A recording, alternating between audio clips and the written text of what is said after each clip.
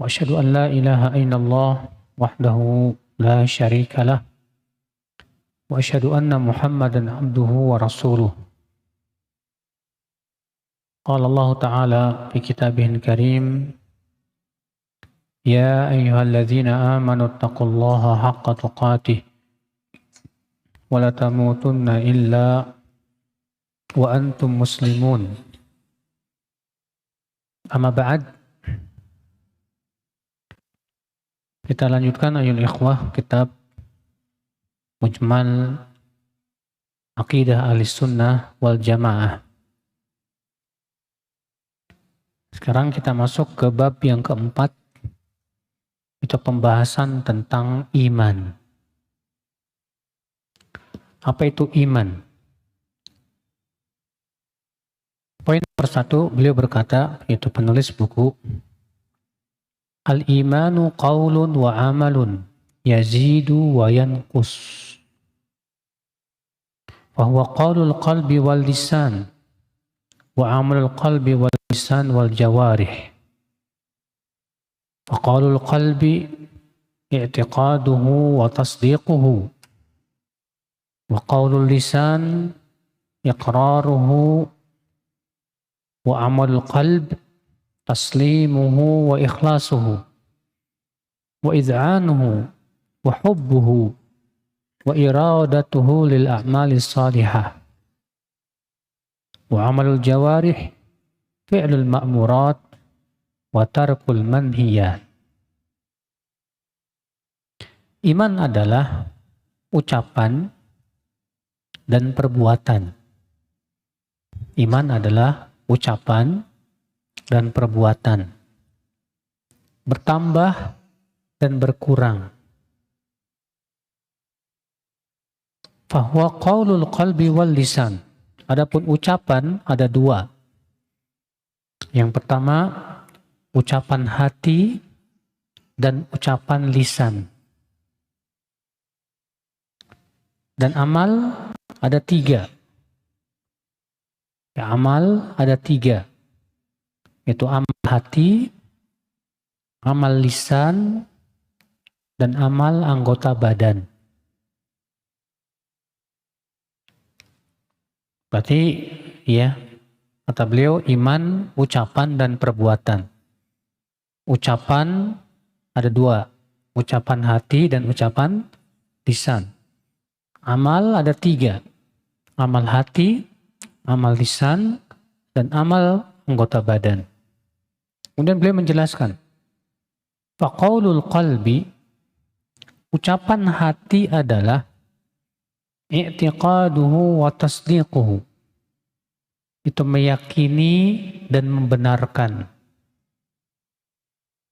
Ya, ucapan hati adalah meyakini dan membenarkan. Wa qaulul lisan, dan ucapan lisan adalah iqraruhu, menyetujuinya. Ya. Wa amalul qalb, adapun amalan hati adalah taslim, berserah diri, ikhlas.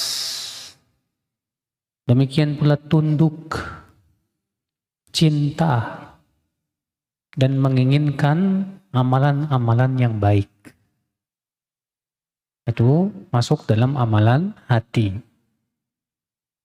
Amalan anggota badan apa saja? Yaitu melaksanakan perintah dan menjauhi larangan. Nah, ini dia akhwal Islam, ya, iman menurut Ahlussunnah wal Jamaah. Kita akan bahas. Beliau berkata, iman adalah ucapan dan perbuatan. Mana dalilnya bahwasanya iman itu adalah ucapan? Baik ucapan hati maupun ucapan ucapan lisan. Banyak.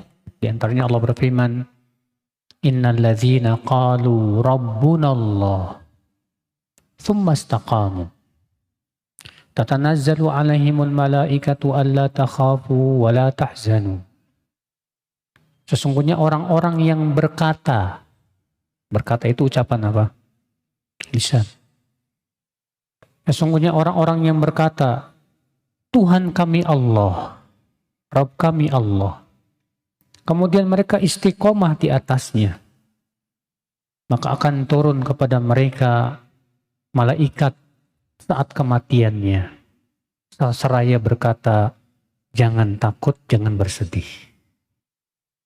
Dan bergembiralah dengan janji yang telah Allah janjikan untuk kalian. Lihat Allah mengatakan sesungguhnya orang-orang yang berkata. Ya. Dan ini mencakup perkataan hati maupun perkataan apa? Lisan. Akal Islam saudaraku seiman. Maka kalau misalnya ada orang yang meyakini dengan hatinya bahwa Islam itu benar, Rasulullah SAW benar, tapi lisannya tidak mau bersyahadat. Lisannya tidak mau mengucapkan 2 kalimat syahadat. Maka kita katakan orang ini belum muslim. Mana dalilnya? Dalilnya paman Rasulullah SAW yang bernama Abu Talib. Abu Talib meyakini bahwa Islam itu benar. Abu Talib meyakini bahwa risalah Rasulullah SAW itu benar. Bahkan Abu Talib membela Rasulullah SAW. Akan tetapi Abu Talib tidak mau mengucapkan 2 kalimat syahadat. Saat Abu Talib mau meninggal dunia, Rasulullah datang dan berkata, Ya am, qul la ilaha illallah, kalimatan uhajju biha laka indallah. Hai paman, ucapkan la ilaha illallah. Dengan kalimat itu aku akan bela kamu di sisi Allah. Tapi Abu Talib tidak mau. Dia lebih suka untuk mati di atas agama nenek moyangnya. Sehingga Rasulullah SAW bersedih sekali. Lalu Allah turunkan firman-Nya, Innaka la tahdi man ahbabta, walakinnallaha yahdi man yasha. Sesungguhnya engkau tidak bisa memberikan hidayah kepada siapa yang kamu mau. Akan tetapi Allah yang memberikan hidayah. Nah ini lihat, ternyata Abu Talib tidak mau mengucapkan. Walaupun Abu Talib yakin dengan seyakin-yakinnya, dengan hatinya, bahwa Islam benar, Rasulullah benar, tapi lisannya tidak mau mengucapkan 2 kalimat syahadat. Maka keyakinan sebatas keyakinan tidak ada manfaatnya. Saudaraku seiman, ya. Kemudian amal. Ahlussunnah wal Jamaah mempunyai keyakinan, Pak, bahwa amal bagian dari iman. Bahwa amal mempengaruhi keimanan. Oleh karena itu, Ahlussunnah mempunyai keyakinan, Pak, bahwa iman itu bertambah dan berkurang. Bertambah dengan menaati Allah. Berkurang dengan menaati setan. Iya. Ikhwata Islam saudaraku seiman. Mana dalilnya bahwasanya amal termasuk iman? Sangat banyak sekali. Di antaranya Allah berfirman ya dalam surat Al-Asri, wal asri innal insana lafi khusr illa alladzina amanu wa aminus shalihat. Allah menamai salat dengan iman. Ya. Di mana Allah mengatakan dalam Al-Qur'an bahwasanya Allah la yudhi'u imanakum. Allah tidak akan menyia-nyiakan iman kalian. Kata para ulama, maksudnya sholat kalian. Ahlussunnah meyakini Pak, bahwa iman terpengaruh oleh amal. Semakin tinggi amal, semakin tinggi keimanan. Demikian pula maksiat sangat mempengaruhi keimanan. Nah disinilah saudaraku sekalian perbedaan Ahlussunnah dengan Murji'ah. Siapa Murji'ah? Murji'ah itu adalah kelompok yang meyakini bahwa amal tidak termasuk iman. Ya Murji'ah, mereka suatu kelompok yang meyakini bahwa amal tidak termasuk apa? Iman. Apa dalilnya Murji'ah? Orang Murji'ah cari-cari dalil mas, untuk membenarkan pendapat mereka. Mereka berhujah dengan hadis Abu Dzar. Rasulullah SAW sabda, "Man qala la ilaha illallah dakhalal jannah wa in zana wa in saraq." Siapa yang mengucapkan la ilaha illallah, dia pasti masuk surga walaupun berzina dan mencuri. Kata mereka, ini menunjukkan bahwa maksiat tidak mempengaruhi iman. Akan tetapi ini pendapat yang menyesatkan. Kenapa demikian? Karena hadis tersebut tidak seperti yang mereka pahami. Hadis itu hanya menyebutkan bahwa orang yang wafat di atas la ilaha illallah, dia telah mendapatkan apa? Jaminan masuk surga. Namun hadis itu tidak menunjukkan bahwa dia tidak akan diadab. Dia tidak akan apa? Diadab. Makanya Ahlussunnah wal Jamaah punya keyakinan bahwa pelaku dosa besar tidak kekal di neraka. Tidak kekal di mana? Di neraka. Pelaku dosa besar di bawah kehendak Allah. Jika Allah kehendaki, Allah akan adab dia. Dan jika Allah kehendaki, Allah akan ampuni dia. Akan tetapi Ahlussunnah meyakini Pak, bahwa jika pelaku dosa besar ini diadab dalam api neraka, maka ia tidak kekal dalam api neraka. Dia akan dikeluarkan suatu ketika. Sebagaimana Rasulullah SAW sabda, "Yakhruju minan nar man qala la ilaha illallah wa fi qalbihi mithqala dzarratin min iman." Akan keluar dari api neraka orang yang mengucapkan la ilaha illallah, sementara di hatinya ada sebesar biji sawi dari keimanan. Iya. Nah Murji'ah tidak terima itu. Murji'ah meyakini bahwa maksiat tidak mempengaruhi iman.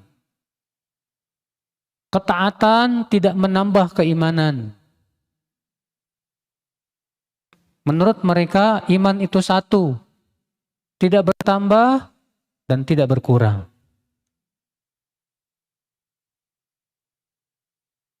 Dan subhanallah Pak, Murji'ah ini dalam masalah bahwa iman itu satu, tidak bertambah dan tidak berkurang, ternyata mirip dengan pendapat Khawarij.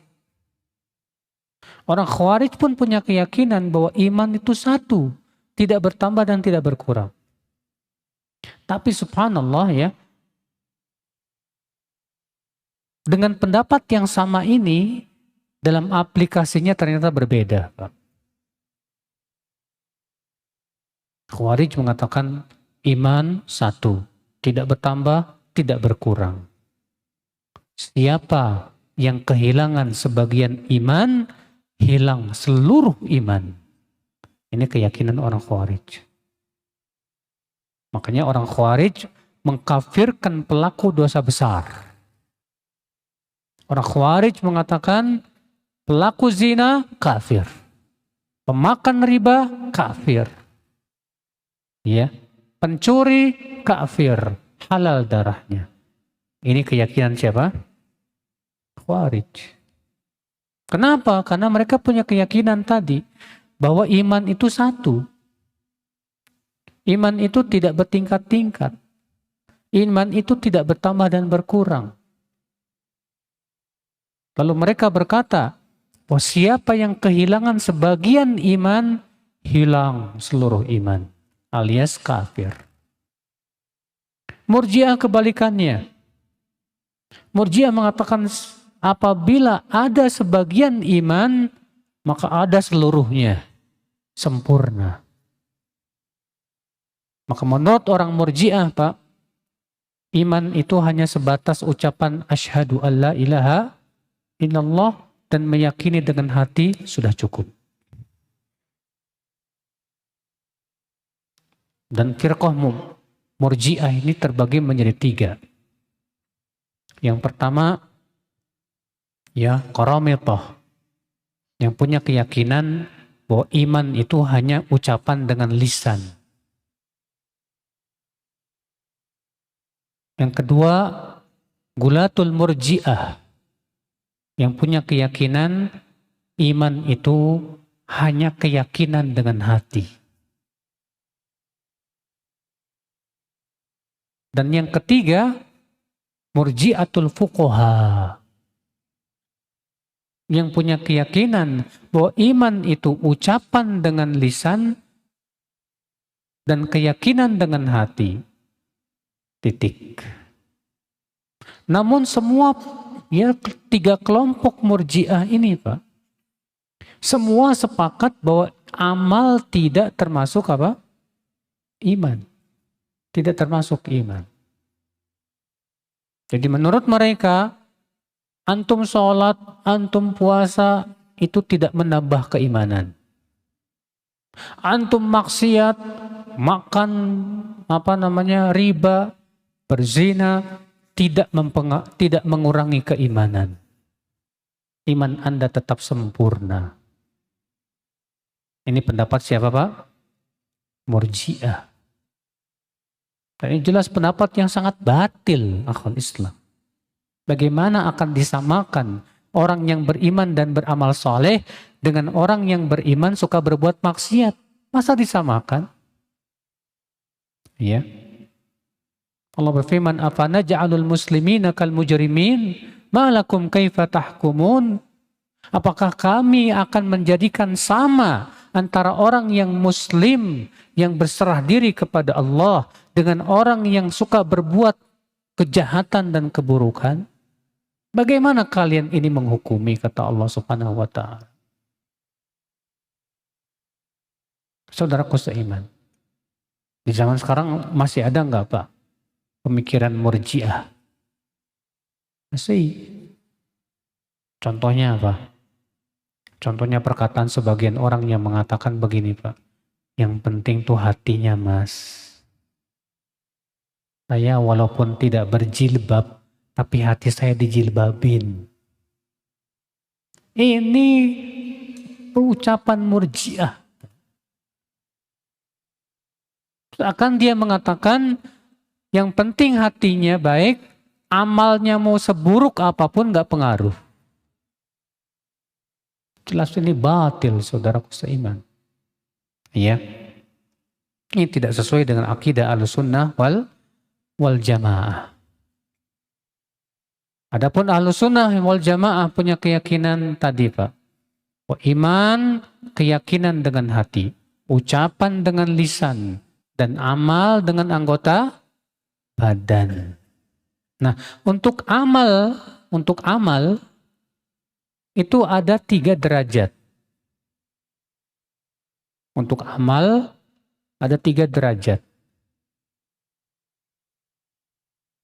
Derajat yang pertama, amal yang masuk dalam pokok-pokok keimanan, yaitu aslul iman. Amal yang termasuk pokok-pokok apa? Keimanan. Contohnya apa? Contohnya 2 kalimat syahadat. Asyhadu an la ilaha illallah wa asyhadu anna Muhammadar Rasulullah. Contohnya lagi apa? Rukun iman. Iman kepada Allah, malaikatnya, kitab-kitabnya, apalagi para nabinya, hari akhirat. Iya. Ini merupakan pokok iman. Yang apabila pokok iman ini hilang iman dan pelakunya kafir. Contoh misalnya kalau ada orang berkata, saya tidak beriman kepada kehidupan akhirat, saya nggak percaya ada hari akhirat. Apakah orang ini disebut muslim? Tidak. Kita katakan Anda kafir. Kalau ada orang berkata, saya tidak percaya ada surga dan neraka, kita katakan Anda bukan muslim. Iya. Ikhwatul Islam, saudaraku seiman. Kenapa? Karena ini termasuk pokok iman. Pokok iman. Ini yang pertama, Pak. Yang kedua, yaitu yang disebut dengan wajibatul iman. Iman yang wajib. Apa itu? Itu semua yang diwajibkan oleh Allah. Seperti apa contohnya, Pak? Sholat, puasa, zakat, haji, berbakti kepada orang tua, menyambung silaturahmi.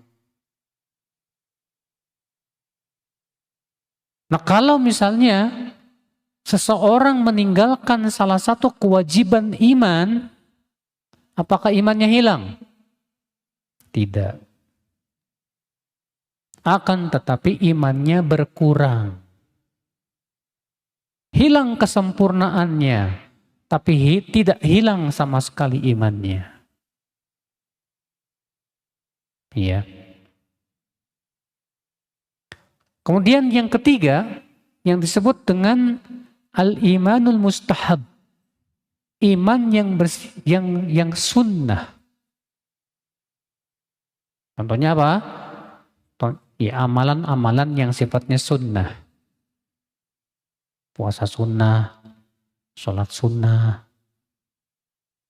Maka ini akhul Islam apabila kehilangan, imannya tetap sempurna, tapi ia kehilangan keutamaan iman. Ya. Pahami ini baik-baik saudaraku sekalian. Jadi amal ada yang masuk dalam pokok-pokok keimanan. Ada yang masuk dalam kewajiban-kewajiban iman. Dan ada yang masuk kepada sunnah-sunnahnya iman. Oleh karena itulah saudaraku sekalian, Allah Subhanahu wa ta'ala mengumpamakan iman seperti pohon. Seperti apa? Pohon. Allah berfirman dalam surat Ibrahim, wa mathalu kalimatin tayyibatin kasyajaratin tayyibah asluha thabitun wa far'uha fis sama. Perumpamaan kalimat yang tayyibah itu la ilaha illallah. Bagaikan pohon yang baik, pokoknya kuat di atas bumi, rantingnya menjulang ke langit. Ternyata Allah mengumpamakan iman itu seperti pohon. Sekarang coba kita perhatikan pohon. Pohon terdiri dari pokok. Ada pokok, pokoknya pohon. Ada cabang, cabangnya pohon. Iya tidak? Sama halnya dengan iman. Iman itu bercabang-cabang tidak? Iman ada pokoknya tidak? Sama. Ya. Nah sekarang kalau antum gergaji salah satu cabang pohon. Misalnya pohon itu ada 60 cabang. Pohon itu ada berapa? 60 cabang. Salah satu cabangnya antum patahkan. Masih disebut pohon tidak? Tapi apakah itu pohon yang sempurna? Itu bukan pohon yang sempurna. Antum patahkan lagi satu cabang. Masih disebut pohon tidak? Masih. Tapi kalau antum gergaji dari pokoknya, pohon tuh dari bawahnya, masih disebut pohon? Sudah tidak disebut pohon. Demikian pula iman. Iman ada pokoknya, ada cabangnya. Kalau salah satu cabang iman itu hilang, masih disebut iman tidak? Masih. Tapi bukan iman yang sempurna. Tapi kalau pokok keimanannya yang hilang, yang rusak, maka imannya hilang sama sekali. Pahami baik-baik itu saudaraku sekalian. Ya. Dari situlah kita paham mana amal yang bisa mengeluarkan pelakunya dari Islam dan mana amal yang belum mengeluarkan pelakunya dari apa? Islam. Mana amal yang itu masuk dalam pokok-pokok keimanan dan mana amal yang itu masuk dalam kewajiban-kewajiban iman dan mustahabbatul iman. Paham sampai sini saudaraku? Nah, saudaraku sekalian, rahimani wa rahimakumullahu jami'an. Kemudian beliau mengatakan di sini, iman bertambah dan berkurang. Mana dalilnya dari Al-Quran? Bahwa iman itu bertambah banyak. Allah berfirman, Innamal mu'minuna alladzina idza dzukirallahu wajilat qulubuhum wa idza tuliyat alaihim ayatuhu zadathum imana wa ala rabbihim yatawakkalun. Sesungguhnya mukmin itu adalah yaitu orang yang apabila disebutkan nama Allah hatinya menjadi takut. Dan apabila dibacakan ayat-ayatnya, bertambah keimanan. Berarti iman bertambah tidak Pak? Bertambah. Iya. Mana dalilnya iman itu berkurang? Ya. Di antaranya hadis Rasulullah SAW sabda, Ma ra'aitu min naqisati aqlin wa din adhab lilubi rajul al-hazim min ihdakun. Aku belum pernah melihat orang yang kurang akal dan agamanya namun bisa menghilangkan akal lelaki yang kuat, kata Rasulullah, dari para wanita. Rasulullah menyifati wanita itu kurang akal dan kurang agamanya. Berarti kalau kurang menunjukkan kurang agamanya, kurang imannya. Itu menunjukkan bahwa iman bertambah dan apa? Dan berkurang. Dan kita sendiri merasakan itu ya akal Islam. Terkadang iman kita bertambah, kita bisa sholat tahajud. Keesokan harinya kita malas tahajud, berkurang iman. Makanya iman itu naik turun. Ya. Nah, saudaraku seiman, rahimani wa rahimakumullahu jami'an.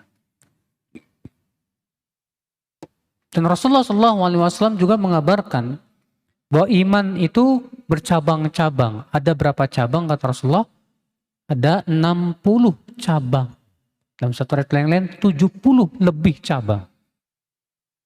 Kata Rasulullah SAW, Al-imanu bid'un wasittuna syu'bah. Iman itu ada 60 lebih cabang. A'laha la ilaha illallah. Yang paling tinggi yaitu ucapan la ilaha illallah. Ini merupakan pokok iman. Wa adnaha, dan yang paling rendah Imatatul adza 'anit thariq. Menyingkirkan gangguan dari jalan. Wal haya'u syu'batum minal iman. Dan rasa malu kata Rasulullah itu cabang dari keimanan. Cabang dari apa? Keimanan. Nah, saudaraku seiman, rahimani wa rahimakumullahu jami'an. Inilah iman ya akhwat Islam. Maka kewajiban kita ya akhwat Islam menyempurnakan iman. Baik keyakinan dengan hati kita, ucapan dengan lisan kita, ataupun amalan dengan anggota badan kita. Makanya Ahlussunnah wal Jamaah Pak punya keyakinan iman itu bertingkat-tingkat. Mana dalilnya bahwa iman itu bertingkat-tingkat, Pak? Buktinya penduduk surga bertingkat-tingkat tidak? Ada berapa tingkat dalam surga? Hah? Ada 8, dikit amat. 8 itu pintunya, Mas. Pintu surga ada 8. Tapi tingkatannya ada berapa? 20, 100. Ada lagi? Ya. Memang ada hadis yang mengatakan inna fil jannati mi'at darajah. A'addahallahu liman jahada fi sabilillah. Di surga ada 100 derajat. Di mana 100 derajat ini Allah sediakan untuk orang yang berjihad di jalan Allah. Apakah hadis ini menunjukkan bahwa derajat di surga hanya 100? Tidak. 100 ini hanya untuk orang yang berjihad di jalan Allah. Sementara amal bukan hanya jihad, Mas. Amal ada yang lain. Berarti itu menunjukkan bahwa derajat dalam surga itu sangat banyak. Nah, ini menunjukkan berarti iman manusia itu bertingkat-tingkat. Ada yang di surga yang paling tinggi, ada di surga yang paling rendah, disesuaikan dengan derajat keimanan dia kepada Allah Subhanahu wa taala. Saudaraku seiman rahimani wa rahimakumullah. Maka ya akhi, yang kita pikirkan adalah bagaimana derajat kita di sisi Allah. Bukan derajat kita di sisi makhluk, Pak. Apa manfaatnya antum punya kedudukan tinggi kalau ternyata kedudukan antum di sisi Allah rendah? Apa manfaatnya titel-titel yang berjejer kalau ternyata di hari kiamat kita masuk ke dalam api neraka? Apa manfaatnya akal Islam dihormati manusia kalau ternyata kita malah dihinakan oleh Allah Subhanahu wa taala? Maka ya akal Islam, kita yakin iman itu berderajat-derajat. Maka kita harus mencari derajat yang tinggi di sisi Allah Subhanahu wa taala. Sebagian ulama seperti Ibnu Qayyim mengatakan, kalau kamu ingin mengetahui bagaimana derajatmu di sisi Allah, bagaimana kedudukanmu di sisi Allah, lihatlah bagaimana kedudukan Allah di hatimu. Semakin hatimu membesarkan Allah, mengagungkan Allah, semakin tinggi derajatmu di sisi Allah. Tapi semakin hatimu merendahkan syariat Allah dan meremehkan perintah-perintahnya dan larangannya, itu tandanya kamu rendah di mata Allah Subhanahu wa taala. Saudaraku seiman, ya. Nah ini, dan iman ini harus kita pelihara, Pak. Allah berikan kepada keimanan itu sesuatu yang luar biasa.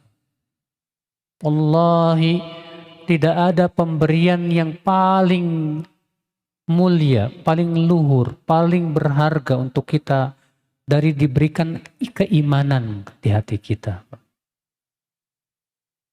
Maka kalau kita diberikan oleh Allah keimanan, pelihara.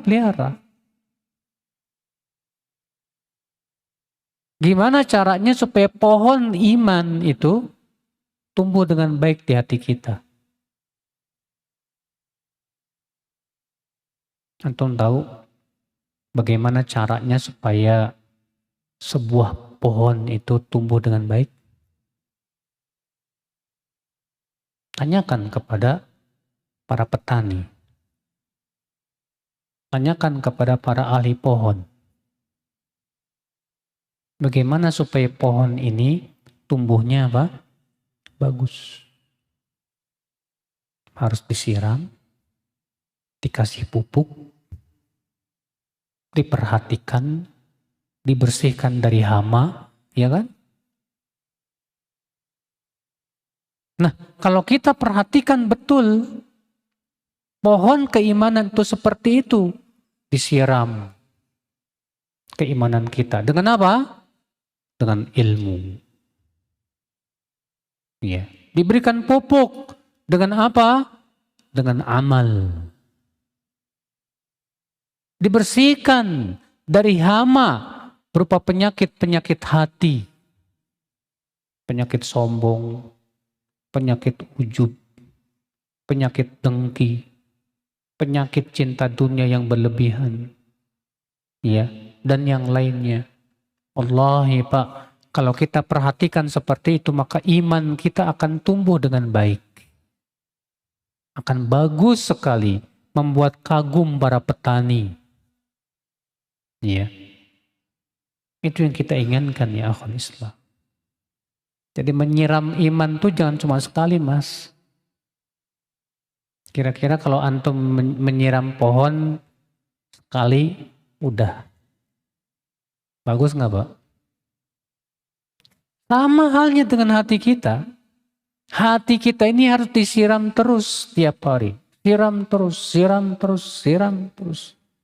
Kalau iman kita ingin tumbuh, siram terus. Dengan cara tadi, menyiram. Dengan apa? Ilmu. Duduk di majlis ta'lim. Makanya kita menyebutnya majlis ta'lim itu siraman rohani. Dan Rasulullah SAW memang mengumpamakan ilmu itu seperti air hujan. Ilmu seperti apa? Air hujan.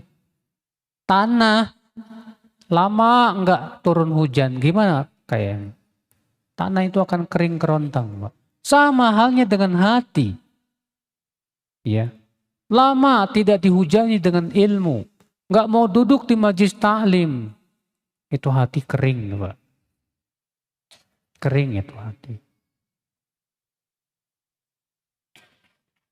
Kalau antum duduk di majlis taklim cuma sekali-kali aja, nggak cukup. Untuk pohon iman kita itu tumbuh dengan baik, tidak cukup. Harus ada continue, dawam. Seperti halnya antum memelihara apa? Pohon. Tiap hari disiram. Tiap hari disiram.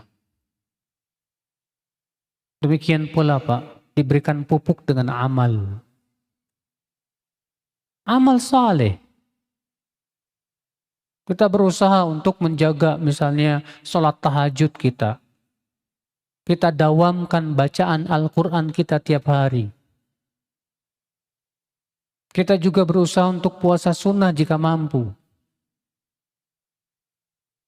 Yang penting bagaimana caranya supaya iman kita ini Pak tetap kuat dengan amal. Karena amal itulah yang menguatkan keimanan ya akhul Islam. Tanpa amal iman kita loyo Pak. Ya. Kekuatan hati dan kekuatan iman itu dengan amal. Makanya penting Pak. Ada amal yang kita rutinkan dalam kehidupan kita ini Pak. Bilal pernah ditanya oleh Rasulullah SAW. Ya Bilal, akhbirni bi arja amalin amiltahu fil Islam. Hai Bilal, kabarkan kepadaku apa amal yang paling kamu harapkan dalam Islam? Pertanyaan yang luar biasa. Apa amal yang paling kamu harapkan dalam Islam? Apa kata Bilal?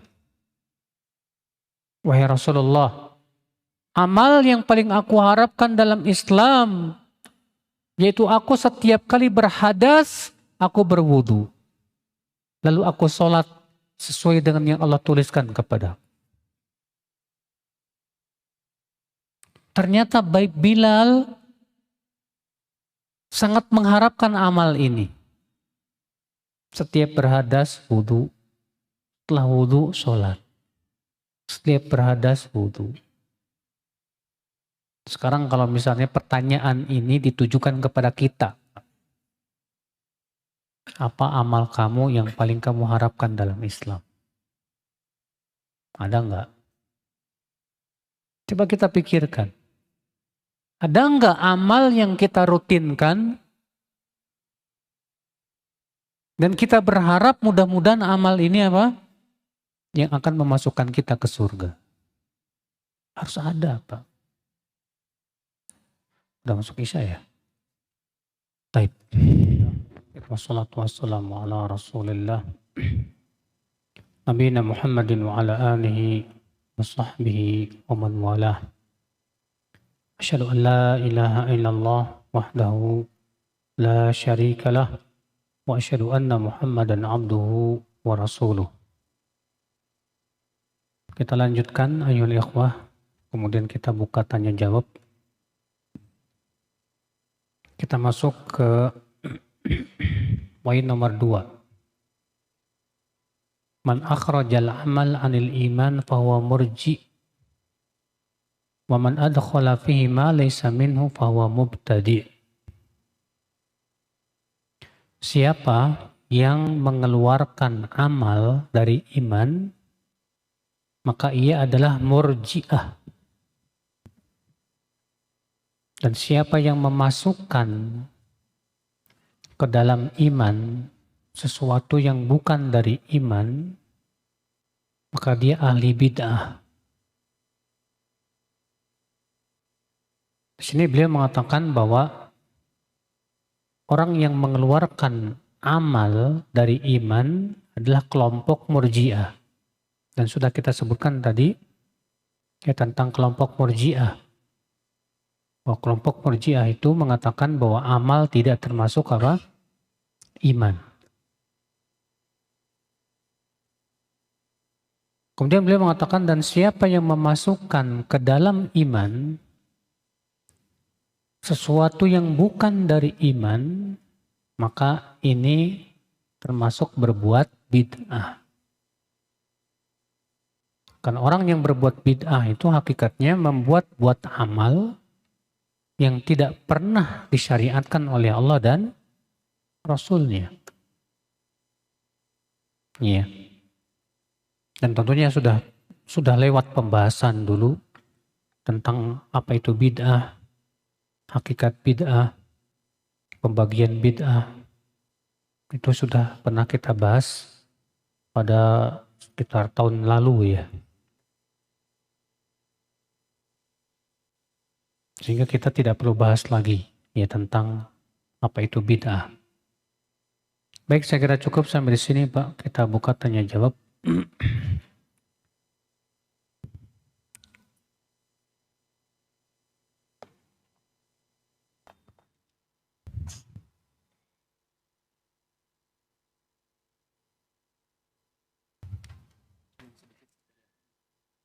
Dari awal ada pertanyaan.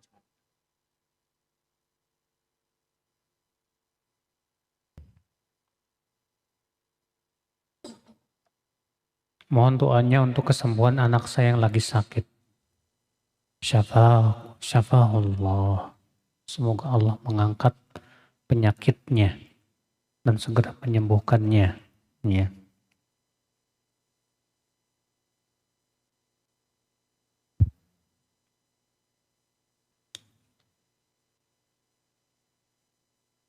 benarkah Ana mencium tangan kedua orang tua dengan niat berbakti kepada kedua orang tua? Cium tangan kepada orang tua boleh. Dan ini masuk dalam adat istiadat. Ya. Dan adat istiadat selama tidak bertabrakan dengan syariat, itu diperbolehkan. Bahkan Imam An-Nawawi dalam kitab Riyadhus Shalihin menyebutkan bab tentang bolehnya cium tangan kepada orang tua dan para ulama. Dikarenakan adanya riwayat bahwa sebagian sahabat cium tangan kepada Rasulullah Sallallahu Alaihi Wasallam. Sahkah sholat ana jika dalam sholat ana menangis? Menangis dalam sholat tidak membatalkan sholat. Kenapa? Karena Rasulullah Sallallahu Alaihi Wasallam dan para sahabatnya pun mereka menangis dalam sholat. Iya. Mohon doakan agar ana selalu bisa berbakti kepada orang tua. Semoga Allah menjadikan antum sebagai anak yang selalu berbakti kepada orang tua.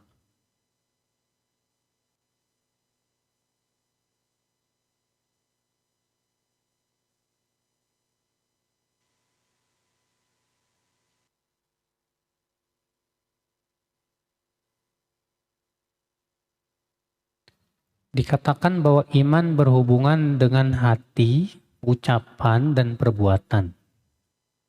Apakah ada ayat Al-Quran atau hadis yang menunjukkan manusia yang hatinya bermaksud beriman, tapi ucapan dan perbuatannya tidak mendukung? Hatinya bermaksud beriman, tapi ucapan dan perbuatannya tidak mendukung. Maksudnya apa? Hatinya bermaksud beriman, tapi ucapan dan perbuatannya tidak mendukung. Hah? Tidak mendukung ini ada banyak makna, Pak. Bisa jadi tidak mendukung artinya hatinya beriman, tapi dia tidak mau untuk mengucapkan. Seperti halnya Abu Thalib. Abu Thalib meyakini keimanan, kebenaran Islam, kebenaran Al-Quran, kebenaran Nabi Muhammad SAW. Tapi Abu Thalib tidak mau mengucapkan dengan lisannya 2 kalimat syahadat. Maka yang seperti ini tidak disebut muslim. Tapi kalau yang dimaksud adalah tidak sinkron antara hati dan perbuatan. Hatinya ingin beriman, tapi perbuatannya jauh. Maka ini menunjukkan akan kekurangan iman. Menunjukkan akan lemahnya iman. Iya. Dan perbuatan tidak mendukung.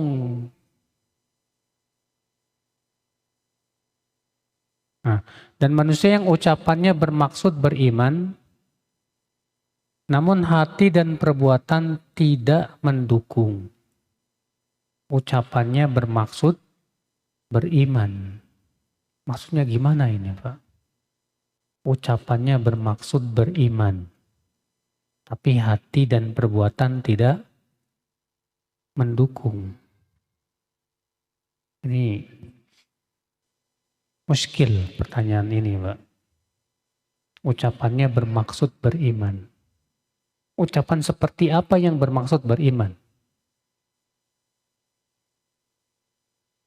Bisa diberikan contoh? Ucapan bermaksud beriman, tapi hati dan perbuatan tidak mendukung. Maksudnya gimana? Kalau maksud antum, dia mengatakan saya beriman, tapi ternyata hatinya tidak beriman. Ini munafik namanya, Pak.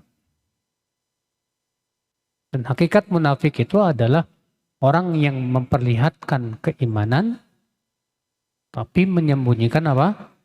Kekafiran. Iya. Nah, itu adalah merupakan perkara yang tercela tentunya saudaraku seiman. Masih ada?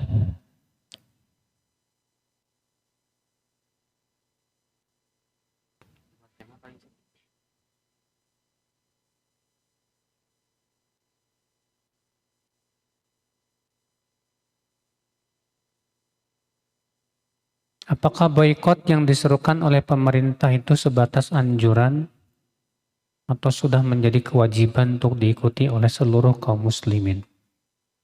Fatwa Syekh Saleh Fauzan mengatakan bahwa boikot itu hak pemerintah. Hak apa? Pemerintah. Karena memang boikot itu punya konsekuensi besar, Pak. Karena ketika diboikot pasti akan banyak pengangguran. Nah, pengangguran ini harus dikasih apa? Solusi. Karena iya, masalahnya produknya produk halal, tapi diboikot. Beda kalau produknya jelas-jelas haram, kayak rokok, arak. Iya. Tapi masalahnya ini produknya halal, cuman diklaim bahwa itu adalah mendukung Israel. Tapi Pak, ya sudah ada pernyataan dari MUI bahwa MUI hanya menyerukan boikot saja. Dan MUI tidak pernah menyebutkan nama produk sama sekali. Adapun yang tersebar, ya, dengan menyebutkan nama produk itu bukan dari MUI. Nggak tahu siapa yang nyebarin. Sepertinya ada orang yang mempergunakan kesempatan fatwa MUI ini, ya, untuk menghancurkan produk-produk. Dan MUI sendiri mengatakan dengan tegas itu bukan dari kami. MUI hanya fatwanya anjuran, himbauan memboikot, ya, semua produk-produk Yahudi dan yang mendukung apa? Yahudi. Cuma masalahnya kita juga harus melihat pertama, ada enggak gantinya? Kalau selama masih ada gantinya, ya udah kita ambil yang gantinya.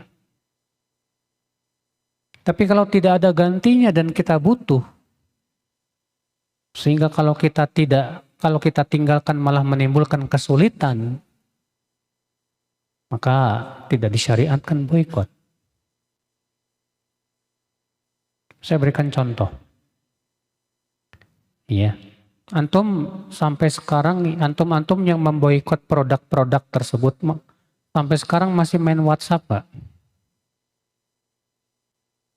Sampai sekarang masih main Facebookan nggak? Hah? Anda mau tanya antum yang sekarang memboikot produk-produk itu, yang disebutkan itu kan ada Unilever dan yang lainnya. Antum mungkin sekarang nggak mau lagi beli. Pertanyaannya masih main WhatsApp nggak? Pasti. Lah itu kan buatan Yahudi. Facebook itu kan buatan Yahudi. Kenapa? Palestina itu Pak, lambangnya itu semangka. Karena kalau ada orang yang ngetik Palestina langsung di delete sama pihak Facebook ataupun ya media sosial itu. Kalau ada menyebut Israel langsung, makanya diganti jadi apa? Semangka. Bukankah itu menunjukkan bahwa itu media-media Yahudi semua? Kok anehnya kenapa yang diboikot cuma makanan? Medianya enggak diboikot. Ini kan aneh lagi, Pak. Padahal kerusakan media jauh lebih besar daripada kerusakan makanan. Iya tidak? Mana yang lebih berbahaya? Makanan atau media? Media. Kenapa kita tidak boikot juga? Tapi malah rame-rame kita main WhatsAppan, Facebookan, Instagraman, dan yang lain. Itu yang jadi masalah. Antum bawa mobil. Mobilnya merek apa, Pak? Toyota. Toyota buatan mana, Pak? Jepang dukung Israel nggak, Pak? Dukung. Terus ya udah saya ganti Mitsubishi, Jepang juga. Hah? Antum naik pesawat. Pesawat ada 2, Airbus. Airbus buatan mana, Pak? Prancis. Dukung Israel nggak? Dukung. Boeing buatan Amerika. Dukung Israel nggak? Dukung. Di antum gimana? Boikot dong. Coba Pak, boikot itu jangan cuma sebatas dari sisi makanan saja dong. Semua yang mendukung harusnya diboikot. Kalau memang jujur kita mau apa? Memboikot. Cuman kan kenyataannya ternyata kenapa cuma makanan doang gitu. Sementara yang lainnya yang mendukung Israel pun banyak, bukan cuma makanan. Ini yang harus kita pikirkan bersama saudaraku sekalian. Iya. Makanya selama masih ada gantinya yang lain, silakan. Misalnya kita beli produk-produk asli Indonesia. Asli buatan bangsa kita. Lebih bagus. Iya. Nah ini saudaraku sekalian. Allahu a'lam.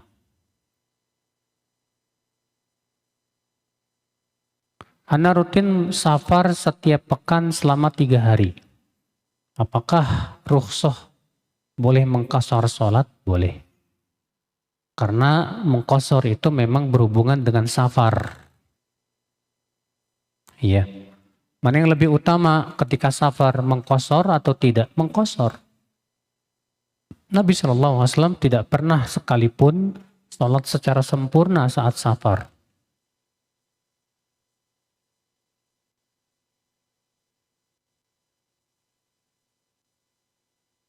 Saya dulu suka fotografi, foto-foto hanya karena hobi. Tapi saat ini saya lagi butuh uang dan berniat menjual foto-foto saya di online. Apakah foto-foto olahraga seperti taekwondo, foto-foto binatang selama itu tidak melanggar syariat, tidak ada wanita menutup aurat dan sebagainya? Foto selama itu berbentuk file. Berbentuk apa? File. Bukan sesuatu yang punya bentuk. Kalau foto itu misalnya di apa sih namanya? Dicetak. Dicetak. Kalau foto dicetak berarti punya bentuk, Pak. Makanya yang tidak boleh. Adapun sebatas foto dalam file seperti itu, maka ini boleh. Iya. Kenapa demikian? Karena foto-foto yang berbentuk yang dicetak itu, kalau ditempel di dinding dan yang lainnya, menyebabkan malaikat tidak masuk ke dalam rumah. Sedangkan foto yang ada di file seperti di HP, hilang dia, tidak berbentuk. Kita hanya ketika dia akan muncul ketika kita buka saja. Maka ini tidak berpengaruh. Iya. Dan itu merupakan fatwa Syekh Masyhur bin Hasan Al-Salman. Wallahu a'lam. Demikian, subhanakallah bihamdik. Asyhadu an la ilaha illa anta astaghfiruka wa atubu ilaik. Assalamualaikum warahmatullahi wabarakatuh.